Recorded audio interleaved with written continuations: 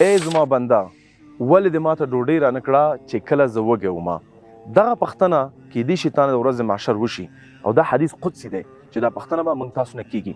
زموږ جواب به دا وي چې یا رب ته خو رب دی مخلوقات وي د دې کائنات وي څنګه زه تاته ډوډۍ درکولی شم. هغه به وایي چې کله زما بنده وږی و او ته پرې خبر وي دا وږی دی ولې دغه ډوډۍ ورنه کړه. همدغه حالت نن موږ په افغانستان کې لرو. ورونو خویندو افغانستان 15% نفوس د غربت کچې لاندې ژوند کوي او دې مبارک رمضان میاشت کې دا زموږ اسلامي انساني افغاني وظیفه ده چې دوی ته اقلا بنیادي شیان ته وړاندې کړو او د دې اجر ډېر عظیم دی. تاسو کولی شئ چې فقط په $80 باندې په افغانستان کې یو کور دپاره د ټول رمضان مبارک میاشتې غذایي مواد وړاندې کړي. دې مواد کې به څه شی وي راشئ کې نخود شته دی، دال شته دی، غوړي شته دی، خرما پکې شته دی، وریجې پکې شته دی، اوړه پکې شته دی، مالګه پکې شته دی، بوره پکې شته دی چې کوم یو فامیل ته ضرورت